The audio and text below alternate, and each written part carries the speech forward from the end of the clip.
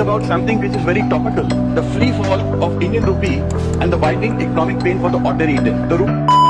तो जैसा कि आप लोगों ने कुछ दिन पहले सुना ही होगा कि इंडियन रुपी पर डॉलर का वैल्यू कम होते जा रहा है। तो अब आप लोग बोलोगे कि इससे हमें क्या नुकसान है। तो अभी मैं आप लोगों को वीडियो में वही बताने वाला हूँ कि इंडियन रुपी के गिरने पे हमारा क्या नुकसान है। मान लीजिए आप लोगों के घर में रुचि गोल्ड कंपनी नाम का ऑयल है।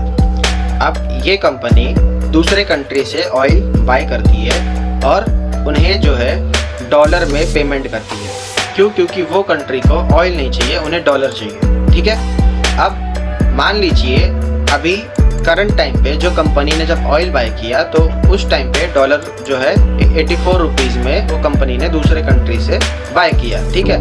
अब जैसे ही डॉलर का अमाउंट गिर जाता है तो वही सेम ऑयल जो दूसरे कंट्री से रुचि गोल्ड की कंपनी बाय कर रही थी, अब उसे वही सेम ऑयल 90 रुपीज़ में परचेज करना पड़ेगा, 90 रुपीज़ में खरीदना पड़ेगा। तो जो 6 रुपये का डिफरेंस आ रहा है ना, तो ये कंपनी के पास आएगा किधर से? तो ये कंपनी चार्ज करेगी हम लोगों से। ठीक है। सडनली आप लोगों ने देखा होगा तेल का भाव बढ़ गया या सारी चीज़ों का भाव बढ़ गया, तो उसका मेन रीज़न ही यही है भाई, डॉलर का अमाउंट गिरना। तो ऐसे ही बहुत सारे प्रोडक्ट्स जो हम डेली लाइफ में यूज़ करते हैं उनका भी प्राइस हाइक होता है और कॉमन पीपल को सफ़र करवाता है और देश में महंगाई बढ़ती है उसका।